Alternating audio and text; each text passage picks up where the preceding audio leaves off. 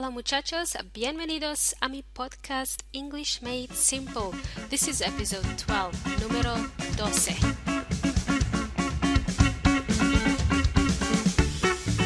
Hey guys, hola from Australia. Welcome, my name is Milena. Thank you guys for joining me today. I'm very excited. I am very excited that this is episode 12. I'm also excited that the whole world is listening. Literally, the whole world is listening. I can't believe it. I've got listeners in Asia, like Vietnam, Japan, Korea.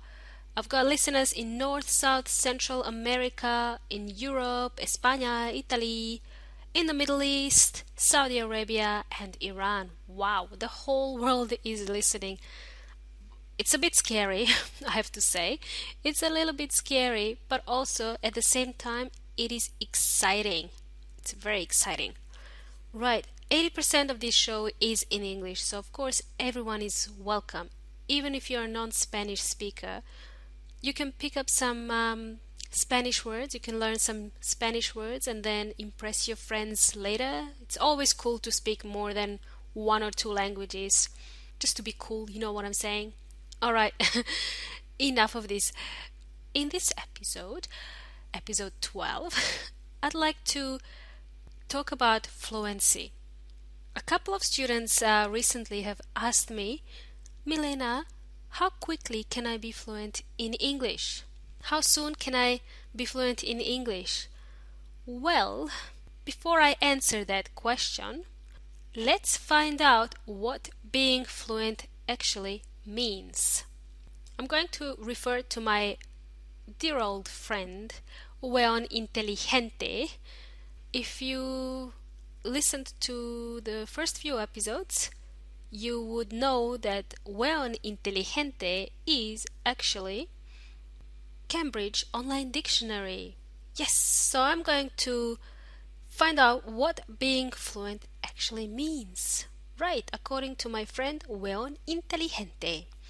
So when a person is fluent, they can speak the language easily, well, and quickly without many pauses, without hesitation. So to me this sounds like when a person is fluent, they are confident when they speak English. So they're able to hold a conversation and they're able to have a flowing conversation. Being fluent means fluido. Right. So let's go back to that question. How quickly can you become fluent in English? Well, it depends entirely on you. How much time do you have to dedicate yourself to learning English? And also, how motivated are you to learning English? Right. I've done a quick research online and I found out that there are quite a few people out there who claim that you can be fluent in any language in 3 months. Now, I am not sure if I agree with this. I'm not sure if you are able to do it in 3 months. However, there are people out there who claim that you can be fluent in 3 months. But it all depends on your circumstances and on your situation, really. But I've done more research on what you can do and what you can implement on a daily basis every day, what you could do to become fluent in English. So here are my tips on how you can be fluent in English. Cómo hablar inglés fluido. Number 1 tip is to be patient. And it's okay, guys, to make mistakes. Be patient with yourself. It's okay to make mistakes when you speak English. Native speakers make mistakes. I make mistakes. Everyone makes mistakes. It's important to learn from those mistakes. And of course, have fun at the same time. If you need to, laugh at yourself. It's completely fine to do that. To make mistakes means cometer errores. Right. My tip number 2. Speak, listen, read, write in English as often as you can. Speaking every day for as little as 15 minutes a day is much better than once or twice a week. So, you can learn English while you're having breakfast, read an article in English. You can learn English while you're washing the dishes, while you're walking your dog, on the way to work. You can listen to this podcast. Hello! You can listen to this podcast in English. If you just spend 15 minutes a day either reading, writing, or speaking, or listening in English, you're going to expand your vocabulary. You're going to become more confident with yourself. Therefore, you will be more fluent when you're speaking with native speakers. Right. Tip number 3, how you can speak English fluently. Create a network of like-minded people. Crear un grupo de gente con las mismas ideas que tú. Create a network of people who are in the same situation as you are, who are interested in learning English together with you. Communicate, collaborate with others as much as possible, in person, face-to-face, or through social media, for example. Don't just attend a meetup. Go and create a meetup group. Become the organizer of a meetup. Don't just become the member of the meetup. Meetup I've actually mentioned in quite a few episodes. I'm going to include a link to Meetup anyway, so you can refer to that. My tip number 4. Do you have a hobby or an interest? You should focus on something that interests you. Learn the vocabulary associated with this particular interest or hobby.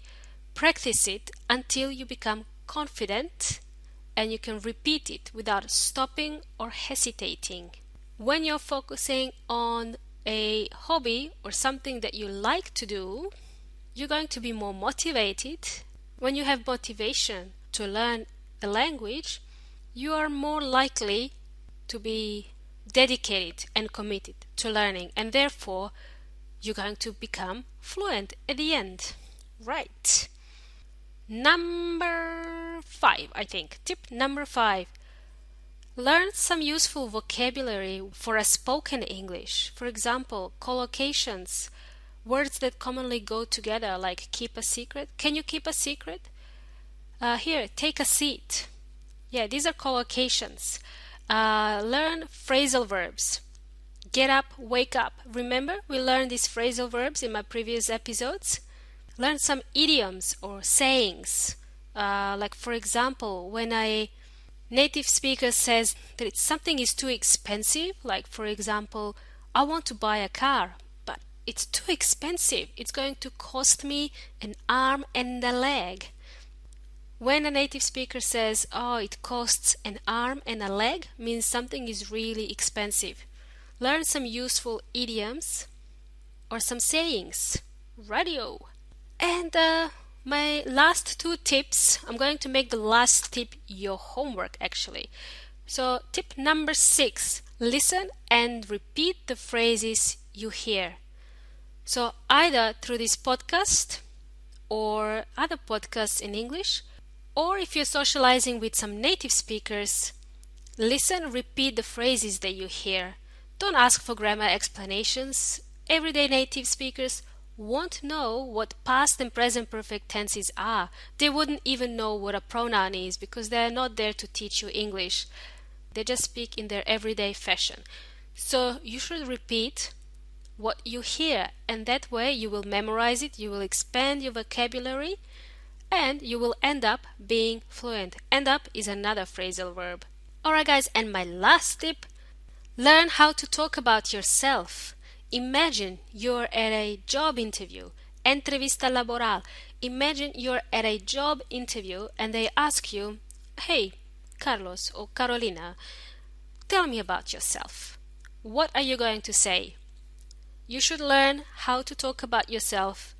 Your career aspirations, for example, your education, your profession, what do you do?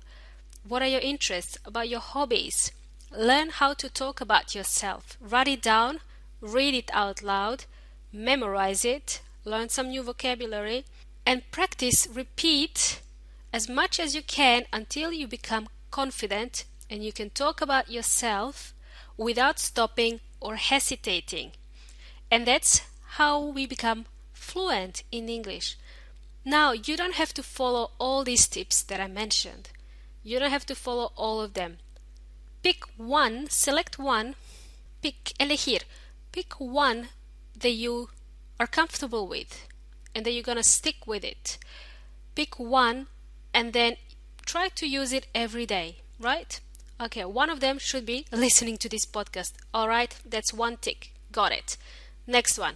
Find another thing that you can do and implement it together. Alright, so that's your homework. My last tip is your homework. Learn how to talk about yourself. Alright guys, thank you so much for joining me.